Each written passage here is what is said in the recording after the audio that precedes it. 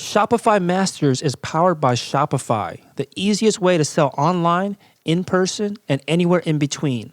To get an extended 30-day trial, visit shopify.com/masters. We also targeted how competition, or, we targeted some retail stores like Bye Bye Baby. We targeted some people looking for car seats. Yeah. So there was a lot of shots in the dark. A lot of them didn't bring the result we were expecting, but fortunately enough, a few of them did brought back some like major leads and sales.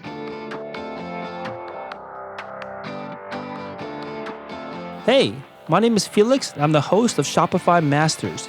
Each week, we learn the keys to success from e-commerce experts and entrepreneurs like you. In this episode, you'll learn how to create ads to promote a product video, how to launch a product to customers that don't know they need it, and how to pick and choose compromises when negotiating with big manufacturers. Today, I'm joined by Eric and Sabina from onekid.com. That's ONEKID.com. One Kid designs and sells outerwear for kids that is both functional and fun, and was started in 1999 and based out of Westport, Connecticut. Welcome, guys. Thanks, Felix. Hello, Felix. Hello. So tell us a bit more about your business and some of the outerwear, the products that you sell. Okay, well, so like you just mentioned, my name is Eric and my wife is Sabine.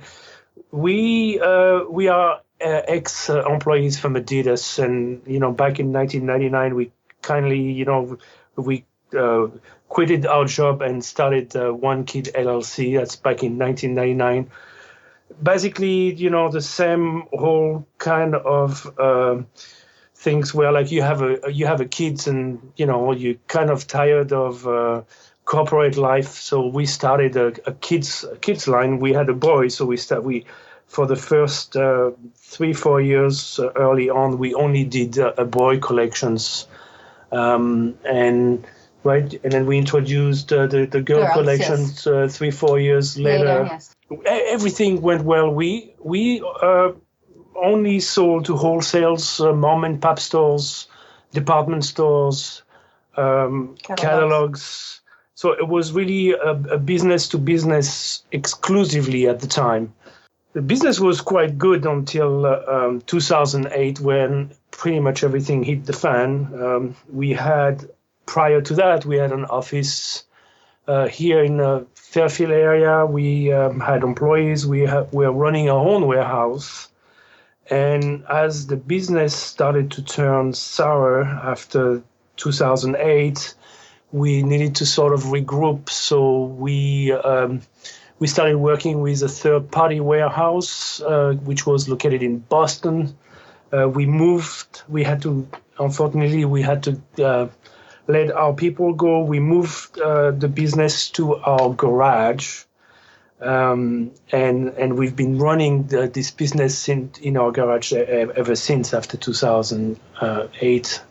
So we've been here for like 10 years. Like almost 10 years. We've been doing it out of our garage. Wow. Okay. So let's talk a little bit about this, the beginning. So you both had jobs already, full-time jobs, started raising a family, and that was the kind of catalyst that made you want to start your own business. Was it because you wanted the time, the independence? Like, what were you looking for by starting a business?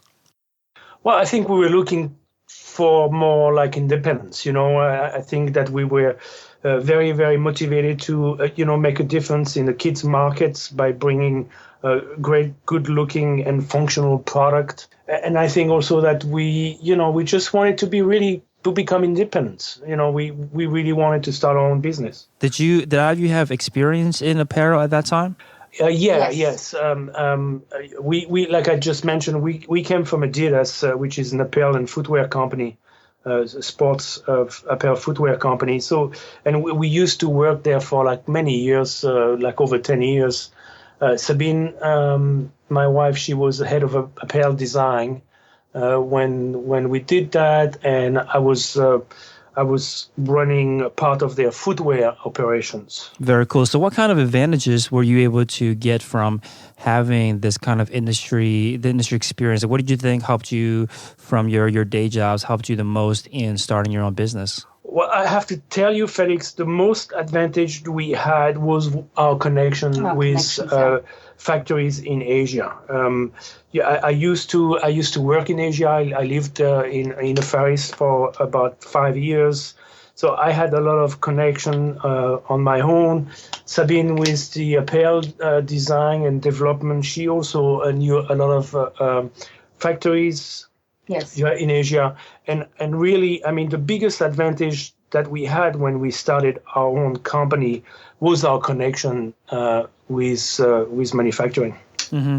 And were these manufacturers that I'm assuming were very ready and willing to work with a big apparel company like Adidas? Were they still as ready to work with a relatively new startup that you guys were starting? Well, it's a very, very interesting and very good question, because that might as well be our biggest challenge. You see, at the time, since business was booming pretty much everywhere, the factories didn't mind, working with us as new, because they sort of knew us, but their minimum quantity was quite high, and especially coming from those factories that we're working with a bigger company like Nike or Adidas, Reebok. They were accustomed to pretty big quantities. So, for us, of course, we were not able to reach those quantities. So we had to negotiate quite hard with them, and we were sort of forced early on to buy some inventory, which we were not too happy about. So tell us a little bit more about this. I think there's a similar situation a lot of businesses are in, which is that they want to work with manufacturers, but there's just high minimum order quantities that you're talking about, which then requires a lot of negotiations. Tell us a little bit more about this negotiation process. What kind of tips do you have to offer for other folks that are in this position where they have to negotiate around these minimum order quantities? Well, I think that, if you can, the best advantage is really the relationship. If you can form a relationship, a personal relationship with the factory, we going to the Far East not often anymore, but we used to, and we also had the factory owner coming over to us and trying to form, a personal relationship is very important. I think that once you are able to talk with a factory owner one-on-one and tell him, look, we need you to be on our side, because it's a brand new venture for us, and hopefully we're gonna grow and bring some decent business. I think not most, all of them are willing to, help you at the beginning, but somehow after, I would say maybe 3, 4, 5 years, you need to show them that the business sort of increase. Mm-hmm. If the business does not increase, then they become more and more strong on pricing, on quantities, on delivery. You don't get the priority any longer with factory space. So, often enough, if you don't have the choice, then you're sort of forced to move on to somebody else, to another supplier.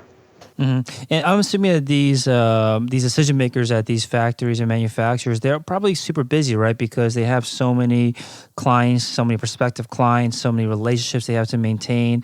Did you experience any issues with getting around that when you were trying to build this relationship with them? Because I understand, what you're saying about how these personal relationships matter, but then how do you get the time to speak to them when they are, I'm assuming, very busy professionals?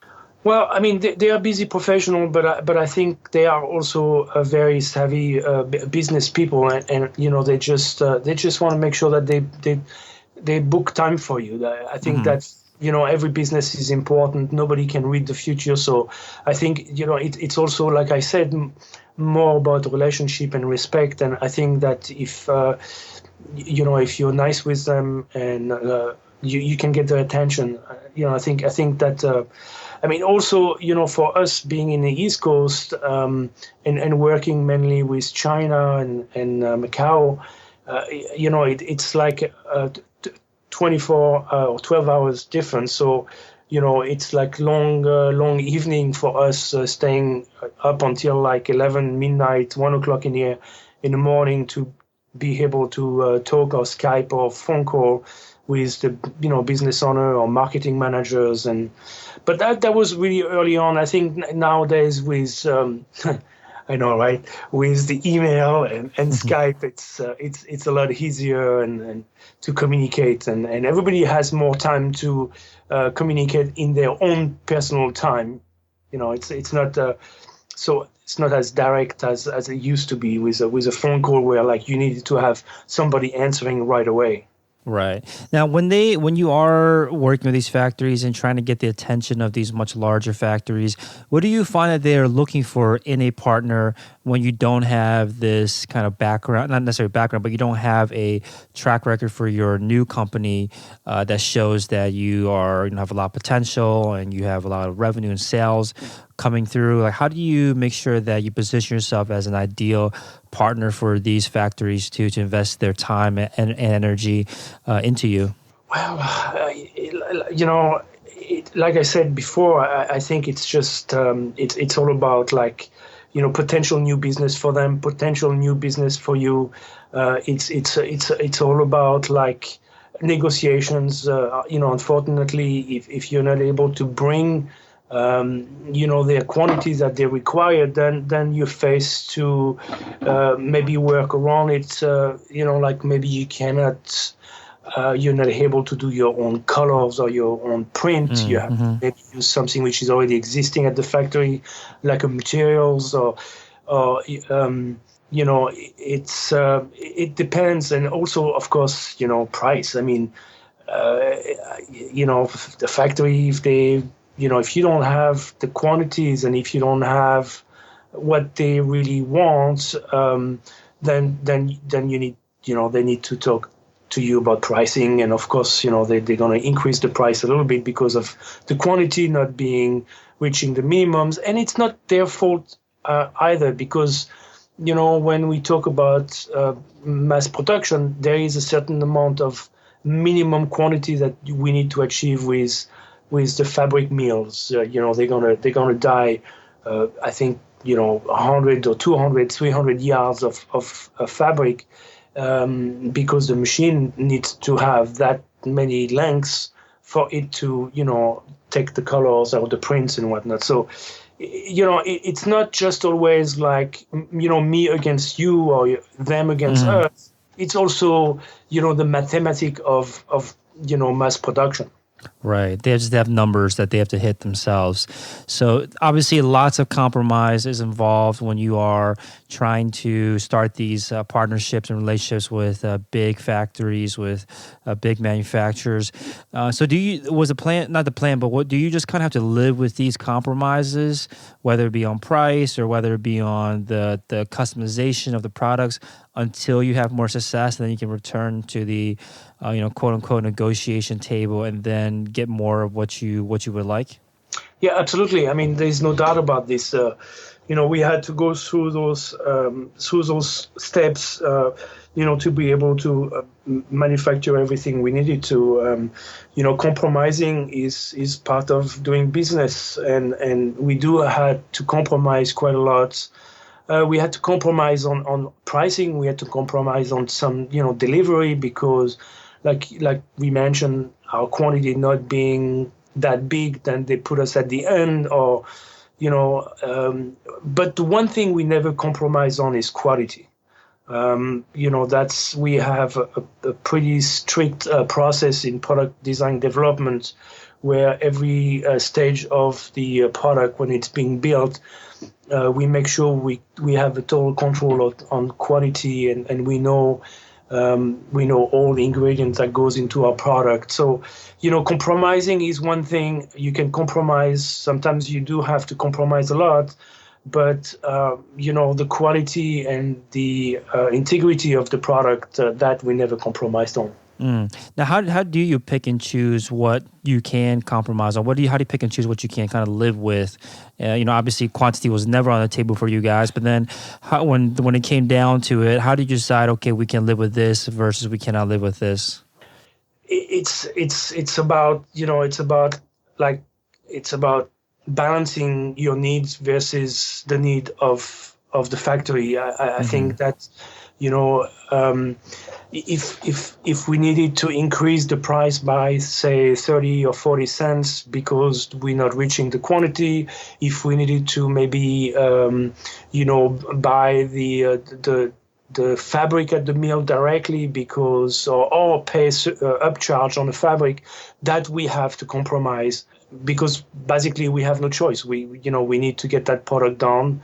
The thing which are very difficult to compromise on is, for example, the freight, because we always try to bring all of our product by oceans. And if the product is late to a certain extent, we need to bring it into the air. But, that part of the negotiation is also some sort of a contract we already have with the factory saying, okay, look, past that deadline, we need to air freight the product. So just try to make sure that we don't go past that deadline. And if we do, then, normally then we have to then negotiate on our hand with the factory to say, look, guys, you've been late a certain amount of days or week, and you're forcing us to bring this by air instead of ocean, or that portion of the production by air. We need you to help us pay for it. So, and, the factory wanting to keep relationship in any case, they normally apply to that. They just, they either, pay for the air freight or part of it. So when you guys were, I want to talk about the Red Coat a little bit later, but that sounds like your most successful product these days. But back when you first started, what were you selling? What were the first kind of, what was in the catalog for the store early on? Well, we started out with boys, and we designed and developed a boys sportswear collection, and we had cargo pants, but those cargo pants were, for example, fleece lined, and that was one of the, that was not done before on the market in 1999, that they have cargo pants with a fleece line, which keeps it actually warm. And the fabric was like a nylon fabric, so it was wind, water, and also stain resistant. And then, of course, we had fleece tops, we had T-shirts, we had sweatshirts, we had jackets. We had a whole collection from A to Z. We had hat, gloves, socks, short pants, sweaters. We even had suits at one point. Yeah. Wow. This sounds like, you were launching with a lot of products right off the bat. Did you feel like it made the launch process much more difficult? Yeah. Yes, but coming from Adidas, we were just used to handling a lot of SKUs, So for us, it was just a normal thing to do, to launching all of those different products. Right. Now, how long did it take from starting the company to getting your first production run of products? Well, it took us like a year until we started designing our first collection and getting somebody to manufacture off. We started with a factory which were located in Macau, and it took us about I would say maybe a little bit under a year, 10 months. Now, were you already getting orders from these wholesale clients of yours at the time, or were you waiting to get that first production run before trying to go out and selling the products? No, Felix, what we did a set of samples, and I think the first year Sabine and I went to a trade show in New York City. We had a little booth all the way at the end of the trade show. And we were quite happy because we had a pretty good show, as I remember. We had a printed T-shirt with a diagonal print, which was kind of a hit at that trade show that day. And we got quite a few orders. We were very happy. We were very excited. And after that, we also, during that show and after the subsequent shows, we got approached by sales agencies, sales rep, And so later on, we had showrooms we had a showroom in New York, in Boston, Chicago, Atlanta, Los Angeles, Boston, if I did not mention it before, and of course New York City as well. Nice. So these examples, these samples that you had created, this was prior to getting the first production run? Yes, of course, yeah. Gotcha. Okay, so you had these samples and decided to go to trade show first just to see if you can generate these sales. And it sounds like things took off very quickly for you guys. Now, were you, when the orders started coming in, were you guys just taking any and all orders, or how did you decide who you should be working with when you after the success at the trade show? Well, at the trade show, we, of course, took orders and everything, but, before the selling season ends, we need to send the production orders to our factory. So, say if the selling seasons last for 3 months, within 1.5 months, we needed to send production, the bulk production to the factory. So after 1.5 months, we needed to look back at the collection and say, okay, so this color is not really selling, doesn't get received very well, so we need to remove that from the collection. So after a period of time, we kind of weeded a little bit the offering, and we needed to place the production. So that's when the forecasting comes in place, and we need to go and forecast and make the buy. And after that,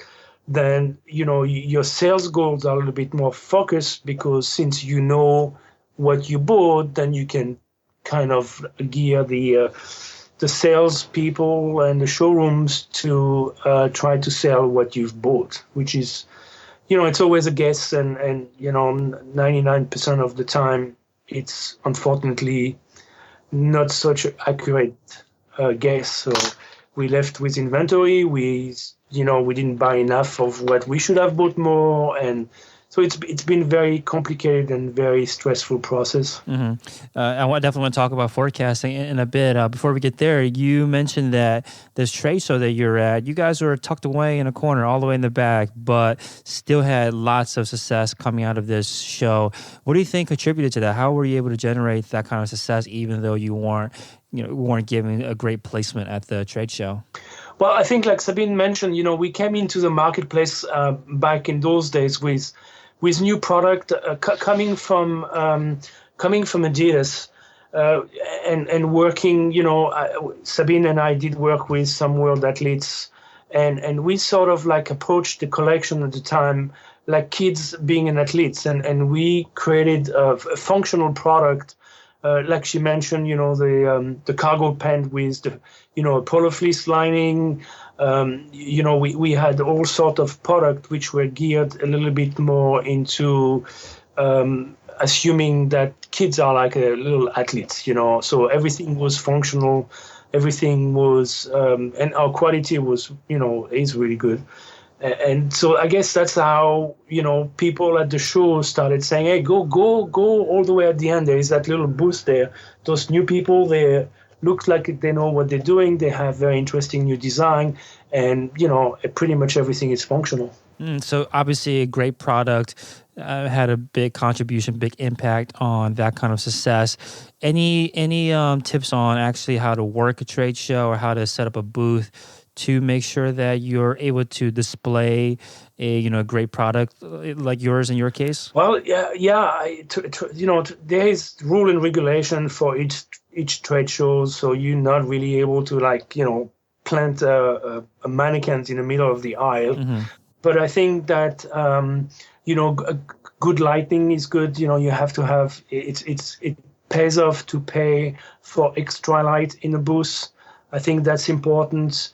If you have good lifestyle posters, pictures to put on the wall, that is good. That attracts, people, because people go to the trade show, they walk slowly and they look left and they look right. So you really need to try to get their attentions, with maybe bright colors or fluffy things or whatever you do. Try to showcase that. as much as you can. Gotcha. Now, you mentioned that a sales agency started approaching you. Was this right after that first trade show? Yes, it was. Yeah. Great. Now, sales agencies, this is, I think, pretty new for a lot of listeners. Not a lot of companies that come on the show talk about working with sales agencies. Tell us a little bit more about this. How do you work with a sales agency? Well, sales agency, they are, they are like, for us at the time, they were like a needed evil, let's say, Mm-hmm. You need to work with them because they have contact with the stores. But it's very difficult because we always work with sales agency who represented multiple line.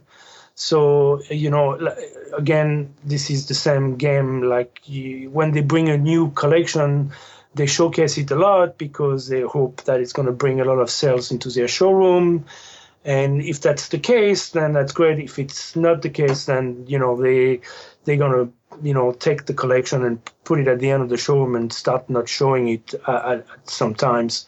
We had that happen with some territories. One thing which was very interesting to me, and it's really still a big question to me, is that for a territory, say like, for example, in Atlanta, we had like 80 mom and pop stores, and we would move from one showroom to another showroom. Mind you that those showrooms are in the same building.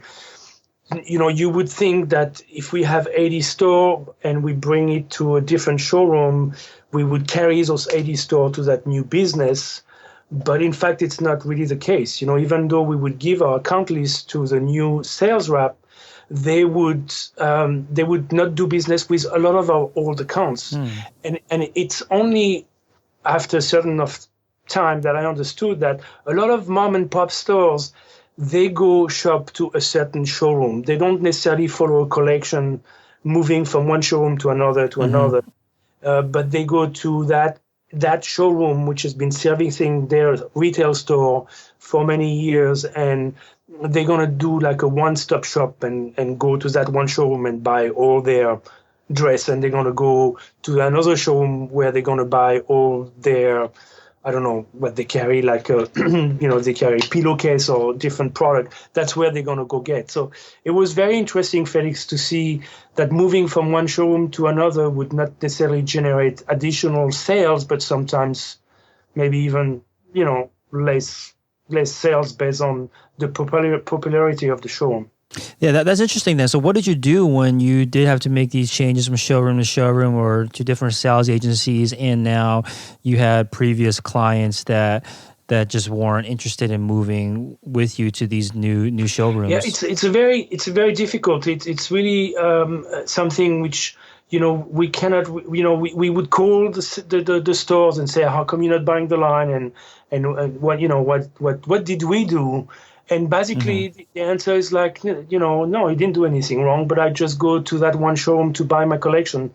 And since you're not there, then so there was not really, at the time, there was not really very much loyalty into the brand, but more into who represented the brand.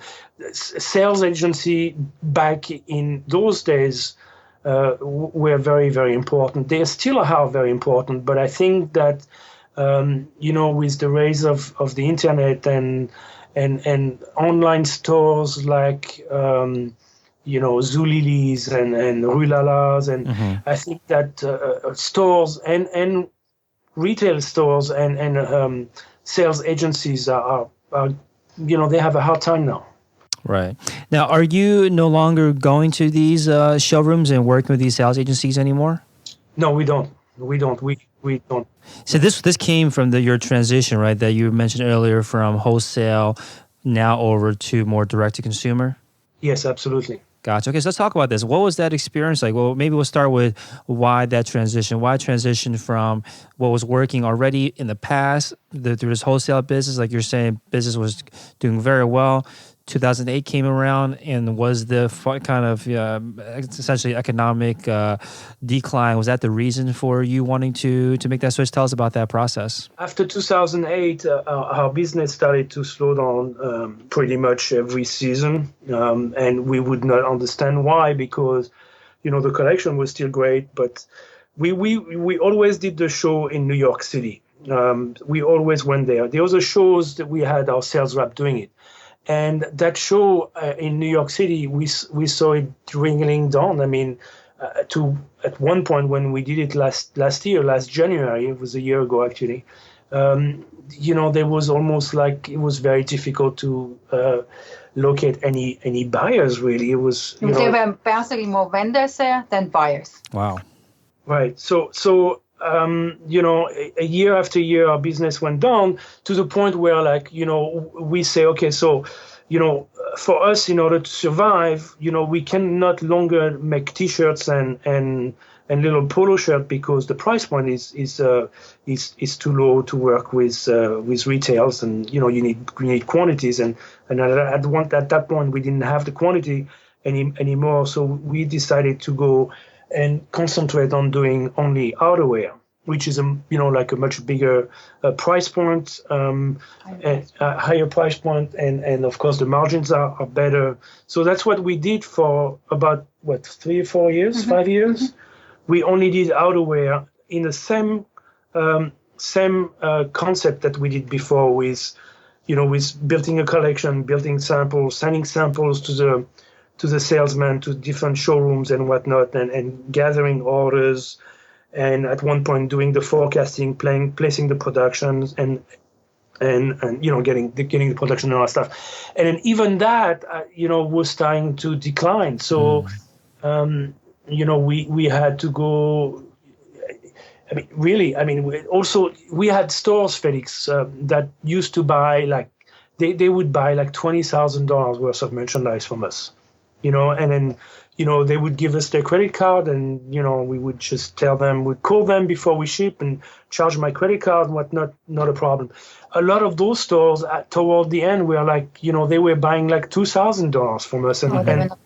And they would say, Eric, can you please charge $500, this week, and $500 in 3 weeks, and another $500 in 8 weeks from now.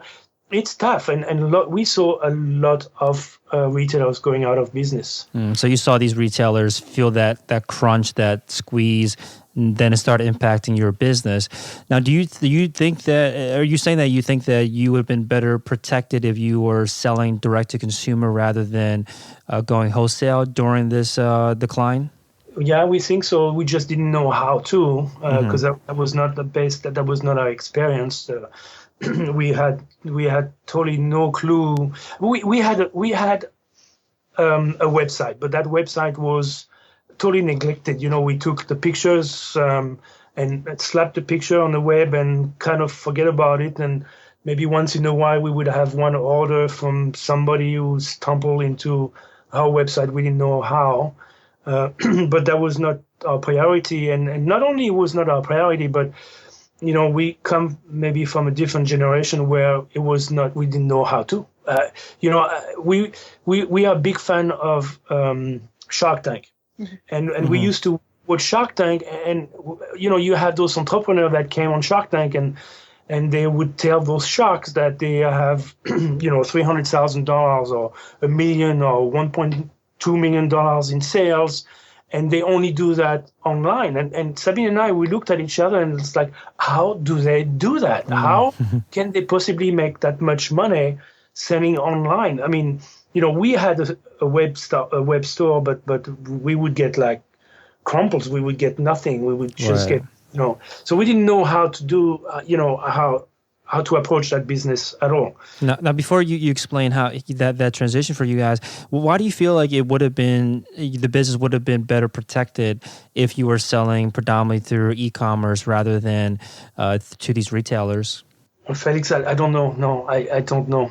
I cannot answer that question because I am not sure. We like I said, we didn't know that part of the business at the time. So, I cannot say our business would have been more protected simply because I had not the knowledge that I have today at the Sure. time. Okay, so let's talk about this transition then. So you guys both recognize that there's some opportunity going on because there's so many businesses selling online. You saw it through Shark Tank that all of these businesses that were selling exclusively online, making a ton of money. Margins are obviously going to be better this way too.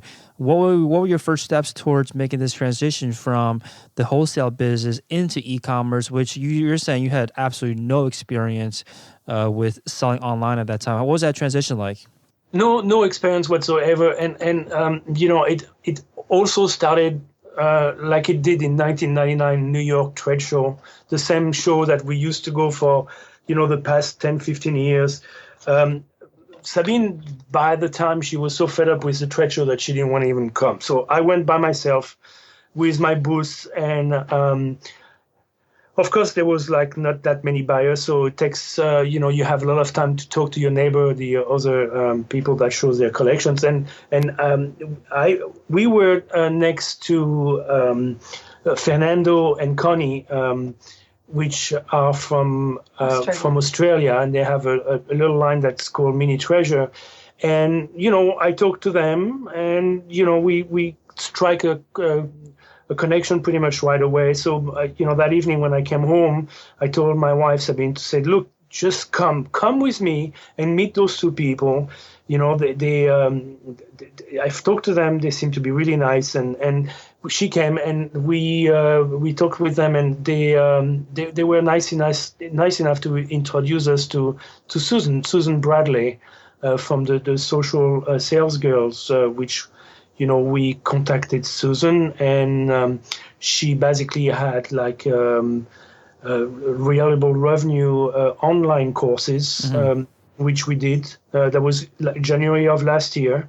And Sabine and I, we took the laptop and we listened to her podcast. We listened to her videos. We did all of this. We basically spent 3 months not 3 months, but like 1.5 months we spent in our living room, sitting on a sofa and listening to Susan and talking about terminology we did not know what that was. There was a brand new business for us. Nice. So you were learning taking in a ton of new information. What were the first, actions that you guys took to make this transition to having success online? Well, Susan, she has a collection that's called Whiskwick. So we did a partner event with her on Facebook. She basically took some of our jacket and put it in her Facebook page, and and try to promote the One Kid outerwear this way. And she had a lot of reaction from her follower asking if, those jackets were car seat safe. So, of course, some of them were, because they were thin, puffy, packable product. So they were like safe for car seats. But, since that comments came back more than once, we started thinking about what's with the puffy coats and the car seats. We had no idea of the danger of it. And at the same time, the NBC Today show had a segment about the danger of wearing puffy winter coats in car seats. And when that aired, it actually came on my Facebook feed. I talked to Sabina and I said, we need to address that. We totally need to, figure out how to bring a solution to this. So that's how we came with the road coat. And that's how the road coat was really came to life. And that's how, we started doing really good with our website. We moved into Shopify back in January of last year. And that's when we started putting not 100, but 110, 120% of all of our effort in learning the online business, learning how to market your online business, learning how to introduce the product, and we just went full speed. And of course, we still had like wholesale business. We do some business with Saks Fifth Avenue, but that was not our focus. Our focus was Shopify, was online. How can we make this? A viable business? Gotcha. So kind of recap this. So you already had an outerwear line. You partner up with a successful e-commerce business, and through that exposure through this other brand, WeSqueak, you started getting feedback from people that wanted to know more about the safety, features of that product. So did you guys then go back and redesign the outerwear to create the road coat, or was there just different marketing? Like, what were you doing with that feedback? No, we basically went back to the drawing board and designed and engineered a coat which can be worn in the car seat. That was a complete new product for us. Gotcha. So now how did you launch that product? Because it was such it sounded like there was a lot of discussion around car seat safety and codes. Now you had this product that was a solution for that particular problem. How do you launch a product into the marketplace when there is some kind of like buzz around people trying to find ways to solve this problem that you had the solution for? I mean, we knew we had to do a video to get the message across. Why did you feel that?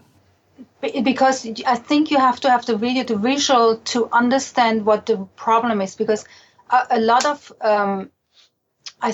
consumers, they don't even know about the problem. About wearing a heavy puffy winter coat in the car seat can really cause injuries in a car crash. And we knew we had to get this somehow on video to explain them first. It's dangerous, why it's dangerous, and that we have a solution. And we needed to do this with a video because we could not do that with a simple post. Okay, I like this line of thinking. You recognized that there was a problem, you had a solution for it, but then you felt that the public didn't know that this was a problem.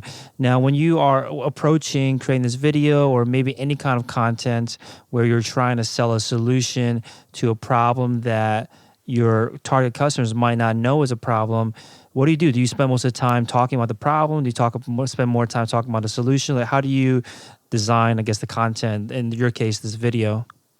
Well, I think, Felix, the first thing that we need to do, we need to make sure that our product worked.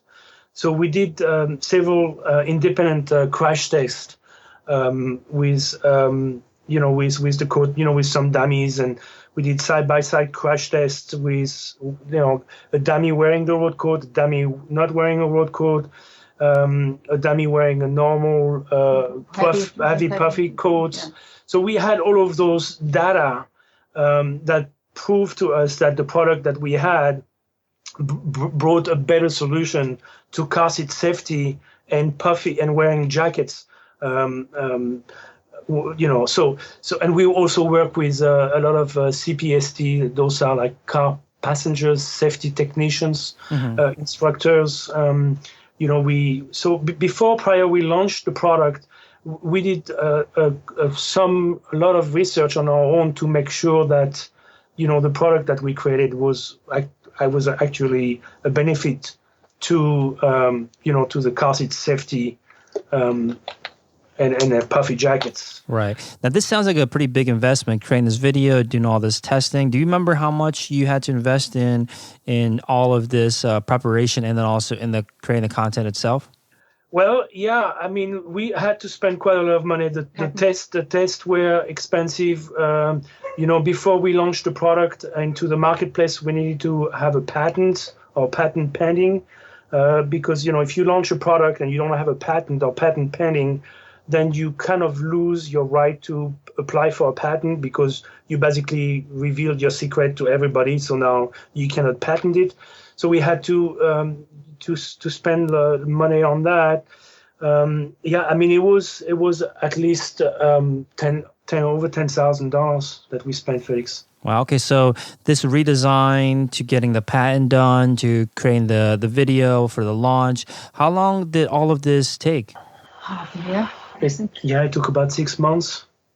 I mean, that sounds like a pretty quick turnaround for launching, redesigning a whole new product and going through this entire process. Yeah, it is, Felix. But you have to understand that that's the only thing we're doing. That Sabine and I, we don't have a day job. One kid is our mean of revenue for us and for the kids and whatnot. So for our family, so it is a short period of time, but it's not also like 8 hours a day either. It's a lot more than that.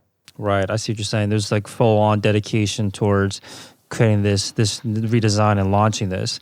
Now, I'm really interested in this partnership that you had with WeSqueak. Can you talk to us a little bit more about how that was set up, how you partnered up with a successful e-commerce brands? I think this is a great avenue for anyone that are in the shoes that you guys were in, which is that you had a lot of experience selling offline, but now want to transition online. Maybe the best approach is to partner up with someone that already has, partner up with a brand that already has experience selling through e-commerce. So tell us about this partnership and how it was set up. Well, Susan Bradley, she owns WeSqueak. And she's running this business very successfully on Shopify. And that's basically what she teaches through the Social Sales Girls, which is her other company, where she's basically teaching her tools and method, how she's driving the traffic and sales to her site. So since we were in her Reliable Revenue online course, we basically got to know her, we talked to her over the phone. And then she said, she offered actually to us, why I don't do a partner event with you guys. So I'm gonna post your jackets on my Facebook site and boost it out, and let's see what's happening. So we're gonna get some traffic on our site, because we had no traffic. We had no traffic, Felix. We started out on Facebook with 45 likes, and today we have over 18,000 likes.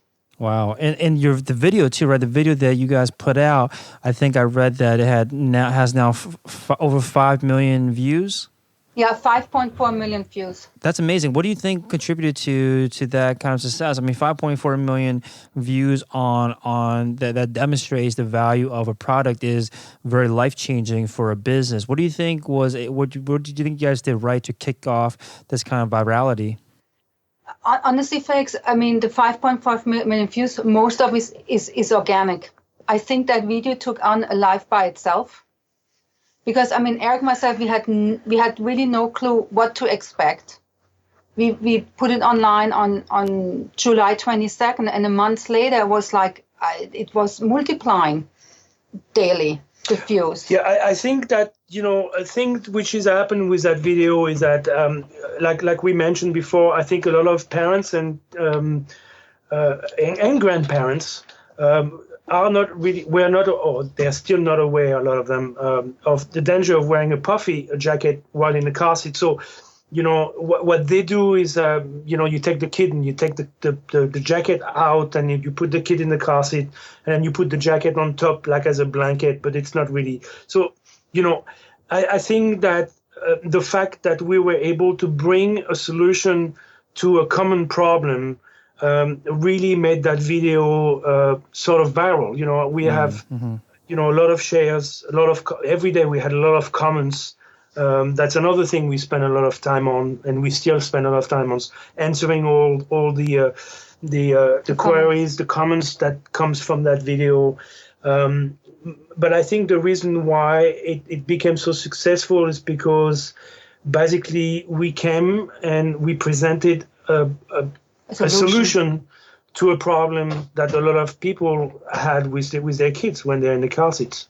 Right. Okay. So, was this video posted on? Was it on Facebook, on YouTube? Like, where were you guys hosting this video?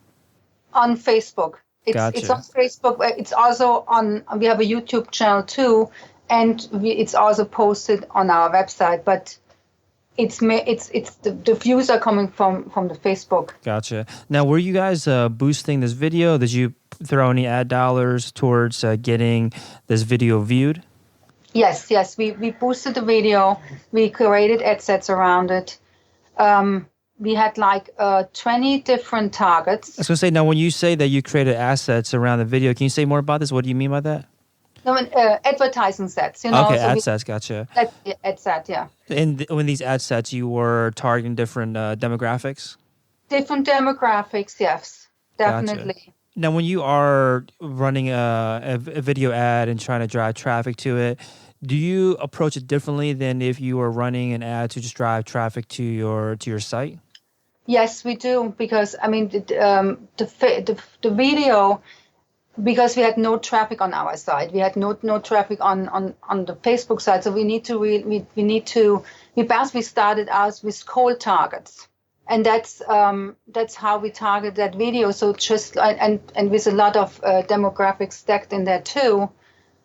Yeah. Basically, when we started doing the advertising for the video off our Facebook page, we beside the fact that we're looking at parents, we didn't know which target would work for us and which one would not. So, beside the gender target, female and parents and people living maybe in big cities or rurals, we also targeted how competition, or we targeted some retail stores like Bye Bye Baby. We targeted some people looking for car seats. Yeah. So there was a lot of shots in the dark. A lot of them didn't bring the result we were expecting, but fortunately enough, a few of them did brought back some like major leads and sales. Mm-hmm. Now, I think this is a great approach that you had so many different ad sets early on to test it all out. Do you remember how much you were putting behind each ad set, each I guess target? $2 per day. Oh, wow. So even with $2 per day, you're able to understand which ones were more successful than others. Yes, that's because what Susan Bradley was teaching us, because she also taught us how to read the results on Facebook. Gotcha. Now, when you are running these video ads and you're trying all these different ad sets, were you changing the copy, changing any of the? I guess with video, you can't really change any images, but were you changing the copy around it, the text that you put in the ad itself, or were you strictly just changing the targeting options? Just changing the targeting options, definitely. I mean, in the beginning, we didn't target like different incomes, but then we target different incomes because the price point of the code is a higher price point. So then we target different income levels. We targeted also cold weather states instead of the warm weather states. Nice. So when you let this run for a bit, and then once you recognize what was winning, what was doing well, what wasn't doing well, then you started refining your targeting from there. Like, what was the, I guess, testing process behind this video ad? Yeah, I mean, definitely. I mean, how many likes we got, how many hits we got on the website. Yeah, and also how many sales we got, because we are generating sales from this video, and we're still running this video today, and we're still running advertising sets on this video. Gotcha.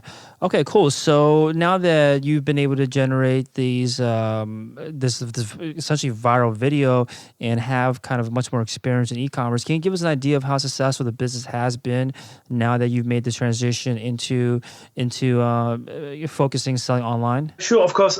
We have been selling a lot of those word codes. We were fortunate enough to have a little bit of inventory at the beginning when we launched the product, so we were good for a period of time, but then we soon after that were like sold out. So we did a lot of pre-order, and it didn't seem to be a problem for our customers. They were willing to, buy the product on pre-order, and we would ship it. What do you say, Sabine? Like 3 weeks later or something? Yeah, 4 weeks. 4 weeks later. Yeah. So that helped us in different ways, because first of all, from a cash flow standpoint, that was a great way for us to run the business, and secondly, it didn't seem like people were too much worried about not getting the product. I think maybe some of them knew already about the company, about OneKid. So we sold a little bit over 2,000 pieces since we launched in July. There's quite a lot of. Wow. So you sold 2,000 products or inventory, pretty much just off of the back of this video that you guys created. Yes, pretty much. Yeah. Pretty much of this video. I mean, with the video, we did also we did an official launch of the road code, which we did a giveaway and an early access event for list building. So that's what we did too. But the video is driving really most of the traffic to the website.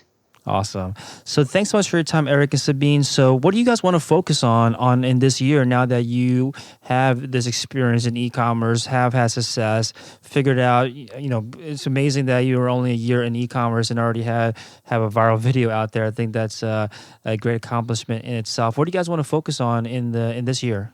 Well, we've learned a lot. We listen a lot from our customer, from people which are following us on Facebook. We take to heart the comments we're getting. So we're going to create some new product around the road code, which are addressing some of the concern that people had. The current product we have is a down product. So a lot of some kids are allergic to down. So we're going to bring a polyfill, synthetic fillers into the market. Which will enable the product to be also a little bit less expensive because Dawn is quite pricey. So we are bringing the synthetic filling into the market with a lower price point. That's what we're concentrating on. We also bring the road coat into different shapes. We're going to be launching a long coat. We had a lot of people asking us for like a longer product, like a longer coat. And then we're going to be launching also a bomber style road coat, which is going to be we're going to launch all of those products in August of this year. Very cool. Thanks again so much for your time, Eric and Sabine. onekid.com, again, is the website, onekid.com. Anywhere else that you recommend the listeners go and check out if they want to follow along with your story, follow along with what you guys are up to?